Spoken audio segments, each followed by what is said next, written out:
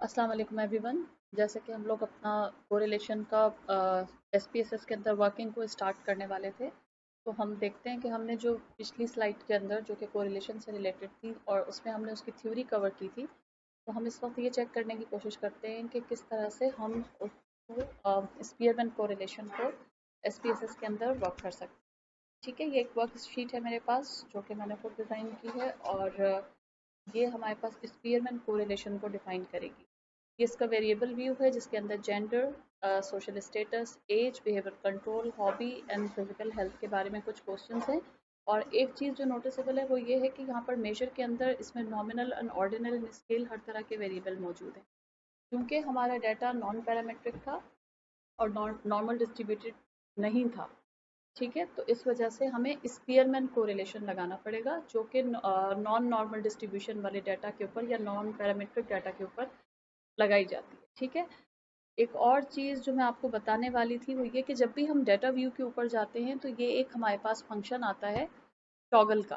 ठीक है, जैसे कि अगर हम डाटा व्यू देखेंगे तो हमें नंबरिंग नज़र आएगी, लेकिन हमें अगर ये मालूम करना है कि हमारे डाटा की जो इनपुट है वो सही से हुआ हुआ हुआ है और उसके कोई मीनिंग भी निकल रहे हैं, तो यहाँ पर एक बटन होता है टॉगल का बटन। हम इसको जब क्लिक करते हैं तो हमारे पास पूरा का पूरा बायोडाटा आ जाता है, एक एक बंदे का पूरा प्रोफाइल नज़र आ जाता है।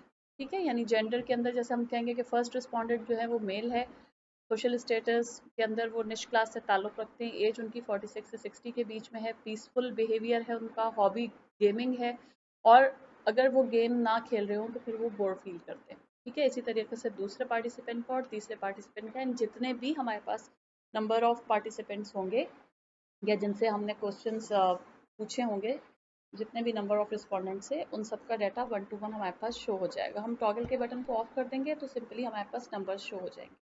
हम वेरिएबल व्यू में जाते हैं और कोरिलेशन को रन करने की कोशिश करते हैं। First what we have to do is to click on analyse. ठीक है, और उसके बाद यहाँ पर को रिलेट के बटन को प्रेस करेंगे और यहाँ से हम बाई वेरिएट के ऊपर चले जाएंगे। ठीक है, अब चूंकि हमने ये बात पहले से अजम्पशंस में क्लियरली बताई हुई है और समझी भी है कि हमें रेटिंग स्केल के ऊपर एंड जो बिहेवियरल स्केल्स जो होते हैं जिनके अंदर हम स्केल्स या लाइकट स्केल्स यूज़ करते हैं, ठीक है, उनके ऊपर कोरिलेशन लगा सकते हैं या सिर्फ स्केल वेरिएबल्स के ऊपर भी कोरिलेशन लग सकता है in the case of non normal distributed data. ठीक है, तो हम यहाँ पर सोशल स्टेटस ले लेते हैं और लेट सपोज कि हम यहाँ पर हॉबी भी ले लेते हैं। ठीक है, और हम ये देखने की कोशिश कर रहे हैं कि किस सोशल स्टेटस के लोग किस तरह की हॉबीज़ में इन्वॉल्व होते हैं। ठीक है, हमें ऑप्शन में कुछ भी सिलेक्ट नहीं करना, पियर्सन से अनचेक कर देंगे क्योंकि Pearson correlation normally distributed data के लिए होती है। अब चूंकि हमारे पास नॉन पैरामेट्रिक डाटा है और नॉर्मली डिस्ट्रीब्यूटेड नहीं है, तो इस वजह से हम स्पीयरमैन कोरिलेशन पर क्लिक कर देंगे, टू टेल टेस्ट को एज इट इज़ ऐसे ही रहने देंगे और ओके क्लिक कर देंगे। ठीक है, अब जो हमारे पास यहाँ पर नॉन पैरामेट्रिक, जैसे आप देख रहे होंगे कि आउटपुट में नज़र आ रहा है नॉन पैरामेट्रिक कोरिलेशन। ठीक है, अब यहाँ पे social status to social status तो 1 के बराबर आ ही जाएगा। ठीक है, सोशल स्टेटस के अंदर हॉबी का कितना पार्ट प्ले हो रहा है, तो ट्रू टेल सिग्निफिकेंट के ऊपर यहाँ पर जो वैल्यू हमें नज़र आ रही है वो है 0.949। ठीक है, अच्छा, 0.949 जो कि बहुत ज़्यादा है, अगर हम इसको परसेंटेज में कन्वर्ट करें तो 94.9% बनती है। ठीक है, जो कि 5% से बहुत ज़्यादा है। अब चूंकि पियर्सन कोरिलेशन और स्पीयरमैन कोरिलेशन वगैरह की जो हमारे पास हाइपोथेसिस की एजम्पशन थी वो ये थी कि हमारा नल हाइपोथेसिस अप्रूव हो जाएगा अगर हमारी वैल्यूज़ इनसिग्निफिकेंट आएंगी। इनसिग्निफिकेंट का मतलब अगर 0.05 से ज़्यादा की वैल्यू आएगी। तो यहाँ पर जो हमारे पास सिग्निफिकेंस वैल्यू है ये काफ़ी ज़्यादा बड़ी है। ठीक है, 94.9%, ऑलमोस्ट 95% है, तो डेफिनेटली हमारा नल हाइपोथेसिस अप्रूव हो जाएगा और अल्टरनेट हाइपोथेसिस रिजेक्ट हो जाएगा इन दिस केस। ठीक है, नल हाइपोथेसिस किस पे बना हुआ था, there is no association between two variables जिनको भी हम मेजर करना चाह रहे हैं। ठीक है, तो ये जो वैल्यू आई है ये हमें शो कर रही है कि हमारा वेरिएबल जो है वो कोरिलेटेड नहीं है, ना सोशल स्टेटस एंड उनकी हॉबी का आपस में कोई ताल्लुक नहीं है।